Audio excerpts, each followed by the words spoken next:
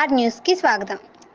ప్రజలకు సేవ చేయాలనే సంకల్పంతోనే నిరంతరం ఉచిత కంటి వైద్య శిబిరాలు, హెల్త్ క్యాంపులు రాజకీయాలకు అతీతంగా కొనసాగిస్తున్నామని ఎమ్మెల్యే ఏలూరి సాంబశివరావు పేర్కొన్నారు.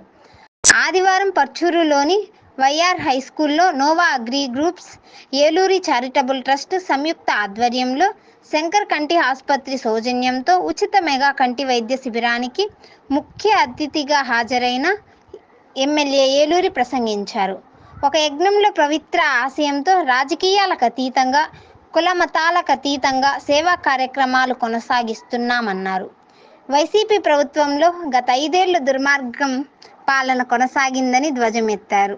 కనీసం పేద ప్రజల ఆరోగ్యం కోసం నిర్వహిస్తున్న ఉచిత కంటి వైద్య శిబిరాలకు సైతం ప్రభుత్వం అనుమతి ఇవ్వలేదన్నారు. ఉచిత కంటి వైద్య శిబిరాలను సైతం రాజకీయం చేశారని మండిపడ్డారు. క్యాంపుల ద్వారా తనకేదో మంచి పేరు వస్తుందని దురుద్దేశంతో కుట్రలకు పాల్పడ్డారని పేర్కొన్నారు. గత 15 ఏళ్లుగా 200కు పైగా ఉచిత వైద్య క్యాంపులు నిర్వహించి అనేక మందికి కంటి చూపు కల్పించామన్నారు.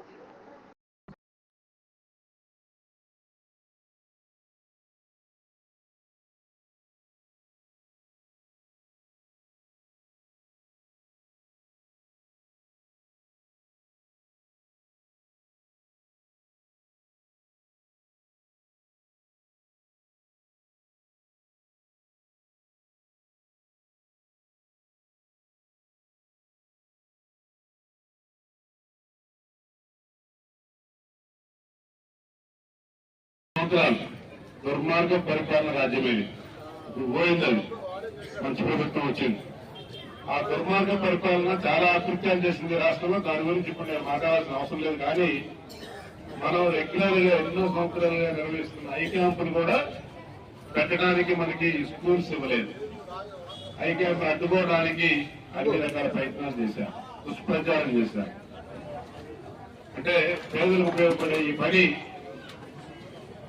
నాకేదో ఒక మంచి పేరు వస్తుందనే ఒక ఉద్దేశంతో దీన్ని అడ్డుకోవాలని చూశారు. చాలా బాధ అనిపించినారు. అందుకే ఎన్నికలు అయిపోయిన తర్వాత నుంచి ప్రతి నెల తప్పకుండా 5 సంవత్సరాలు మనకి అట్లాంటి ఇబ్బందులు ఉండవు కాబట్టి ప్రతి నెల కంటిన్యూస్ గా నేను ప్లాన్ చేశాను. ప్రతి నెల మీరు చూసే ఉంటారు. కాబట్టి అది మంచి పద్ధతి కాదు. అధికారం అనేది ప్రజలకు ఉపయోగపడాలి. రాజకీయం అనేది 10 మందికి ఉపయోగపడి మన ప్రాంతానికి ఒక ఉపయోగపడితేనే ఉపయోగం. అంతేగాని నువ్వు డబ్బులు సంపాదించుకోవడానికి లేకపోతే ఎదుటోడి మీద కేసులు పెట్టడానికి రాజకీయం వాడితే పెద్ద ఉపయోగం లేదు. ఎన్నో కేసులు పెట్టారు, ఎన్నో రకాలుగా వివరించారు. వాటన్నింటినీ తట్టుకొని మీ అందరి ఆదరణలు అండదండలతో అద్భుతమైన విజయాన్ని అందించారు.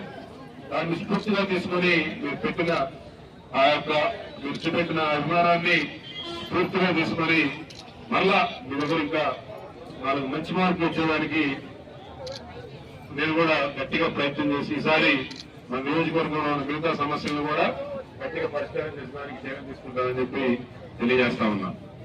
నిన్ననే ఒక సబ్ స్టేషన్ ని అక్కడ కద్దెలపూడి మండలంలో గణమగల గ్రామంలో శంకుస్థాపన చేయడం జరిగింది. అలాగే దాదాపు ఒక 70 పంచాయతీల్లో 35-40 కిలోమీటర్ల సిమెంట్ రోడ్లు 25 కోట్ల రూపాయలతో మొన్ననే శాంక్షన్ తీసుకురావడం జరిగింది. రాబోయే 100 రోజుల్లో ఆ సిమెంట్ రోడ్లు కూడా వేసి మనం పర్చూరు కూడా దాదాపు 1,50,00,000 పైన ₹1 కోటి దాదాపు మనం అలాట్ చేసుకున్నాం 20 లక్షలు. అట్లా ప్రతి గ్రామానికి అక్కడ ఉండే అవసరాలను బట్టి ఈ సిమెంట్ రోడ్లు తీసుకురావడం జరిగింది.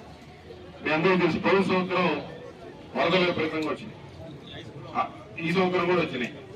కానీ పోయిన సంవత్సరం వరదలు అయిపోయిన తర్వాత రైతులు నీళ్ళకి చాలా ఇబ్బంది పడ్డారు. కొమ్మరు కాలం కింద గత 4-5 సంవత్సరాలుగా మోటార్లు వేసి నీళ్లు పెట్టుకునే పరిస్థితి తీసుకొచ్చారు.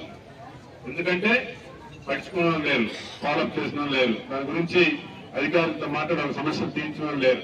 ₹5 ₹10 ఖర్చు అయితే దానికి కావాల్సిన పనులు చేయించిన వాళ్ళు లేరు.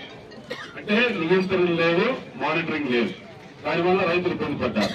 అందుకే ఈసారి కూడా వరదలు వచ్చినాయి, కట్టలు తగినాయి, వాగులు పొంగినాయి, చాలా ఇబ్బందులు వచ్చినాయి. అయినప్పటికీ వాటన్నింటినీ కూడా వారం రోజుల్లో వార్ ఫుడ్ బేసిస్ మీద యుద్ధ ప్రాతిపదిక మీద వాటన్నింటినీ పూర్తి చేసి ఈ రోజు పూర్తి లెవెల్తో కొమ్మూరు కాలువ ప్రవహిస్తా ఉంది. అంటే పనిచేసే ప్రభుత్వానికి పనికిమాలిన ప్రభుత్వానికి తేడా.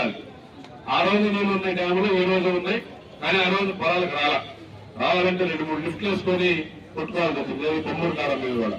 కానీ ఈరోజు అలాంటి పరిస్థితి లేదు. ఒకరోజు 2 రోజులు ఇబ్బంది అయింది, న్యాచురల్ గా సమస్య వచ్చినప్పుడు కొంత ఇబ్బంది అయింది. కానీ ఆ సమస్యను పరిష్కారం చేస్తే అది శాశ్వతంగా ఉపయోగపడుతుంది. అలాగే చెప్పుకుంటూ పోతే ఈరోజు ఎరువులు రైతులకు అందరూ ఒకేసారి అవసరమై